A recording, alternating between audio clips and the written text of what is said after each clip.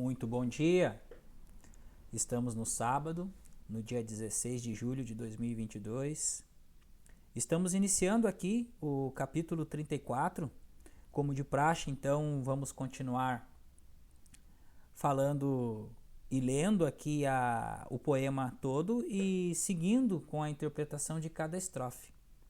Estamos neste linda manhã de sábado, contemplando a presença, sentindo a paz, sentindo o amor de Deus que está dentro de nós e preparando nossa consciência para receber mais essa luz, essa comunhão e estes princípios que é o estudo do Tao, que trazemos aqui com o seguinte poema.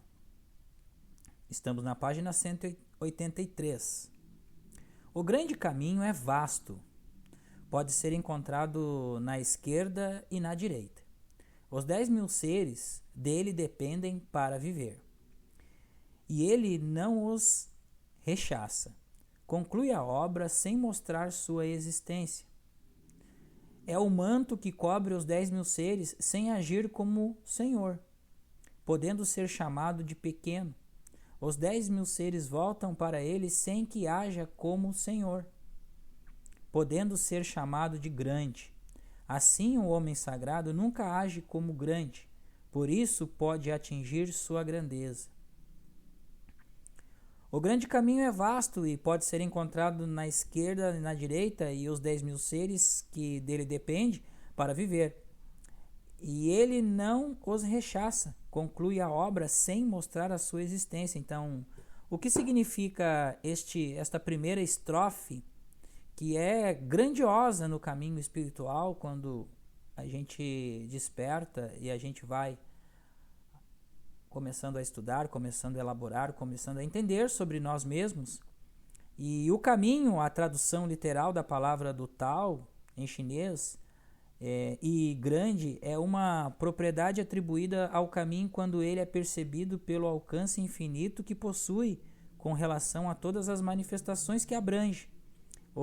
Das menores às maiores, então, grande caminho é aquele praticado por quem o segue em todos os segmentos da vida, em todos os lugares e momentos em que se encontre.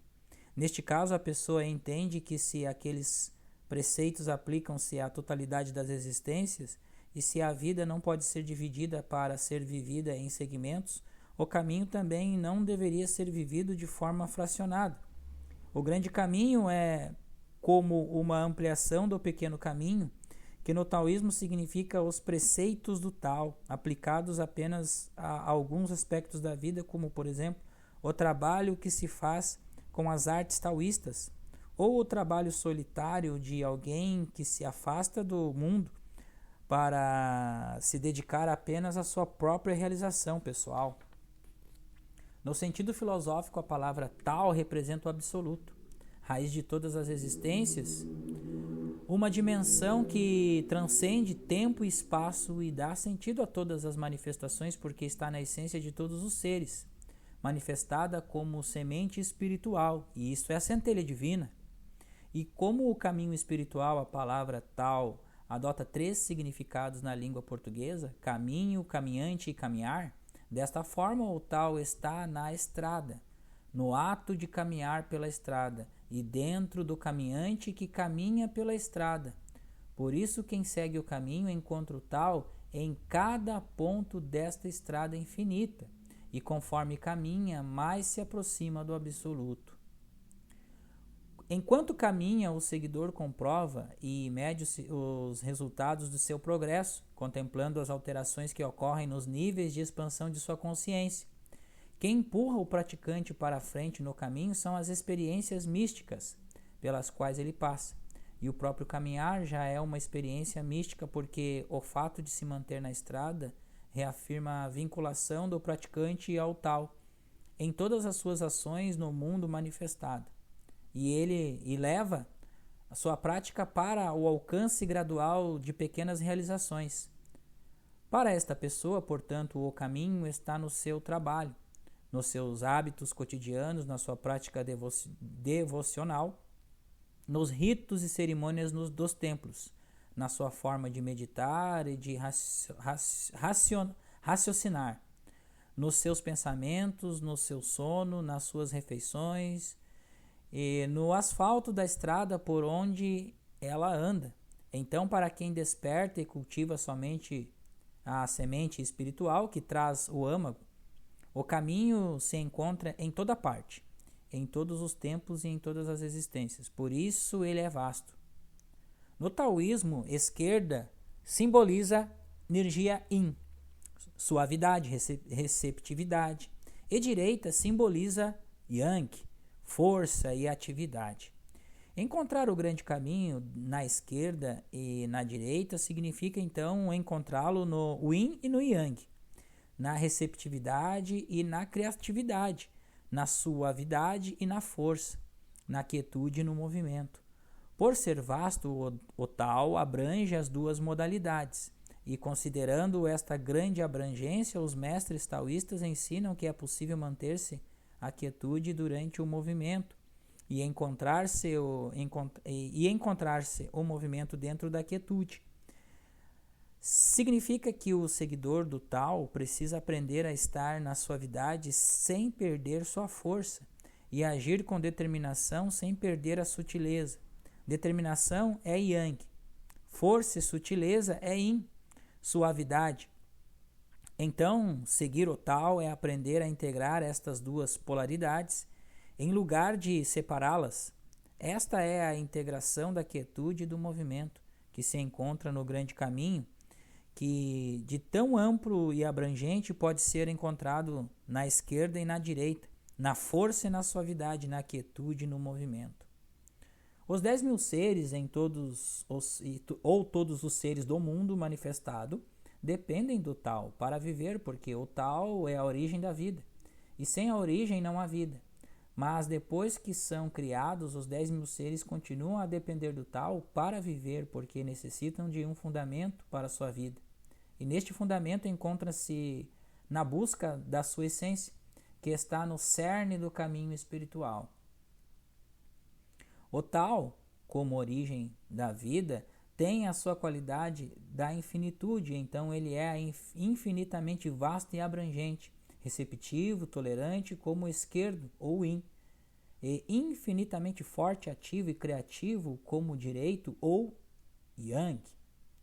Por isso consegue ser infinitamente abrangente com os 10.000 seres sem rechaçá-los, e infinitamente criativo para concluir a obra e apesar de não mostrar sua existência ao mundo. A obra que o Tao conclui refere-se a cada etapa nas vidas de todos os seres. Ele faz nascer e morrer cada manifestação e cada sequência, como esta é uma etapa, assim conclui a obra sem mostrar sua existência significativa, criar e transformar todas as existências sem exibir sua presença. O processo de criação e transformação promovido pelo Tao diz respeito ao nascimento, transformação e morte de todas as manifestações. Assim, as alterações que ocorrem nos 10.000 seres, as mudanças cíclicas das estações do ano e a passagem do tempo, toda a beleza e harmonia que existem no universo, todas as manifestações encontram-se em perfeita sintonia com o Tao. Mas a humanidade não consegue ver a mudança acontecendo.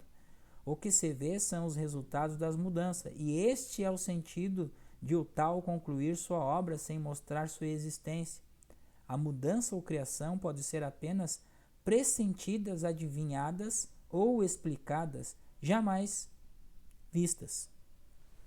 Então, seguir o caminho do Tao e todo esse ciclo de transformação, o equilíbrio das duas energias, o Yin e Yang, a transcendência dos pares de oposto, a desistência da crença do bem e do mal, são chaves, são conceitos que a gente vai integrando, vai percebendo, vai sentindo em nossa caminhada, porque este é o condicionamento da mente humana. A mente humana está totalmente condicionada a viver presa dentro de um corpo, a viver presa na crença de uma luta ou fuga, de uma proteção, a viver presa dentro de conceitos que limitam a sua expansão, Então, quando chegamos a esse estado de despertar, nós vamos seguindo, alterando e vamos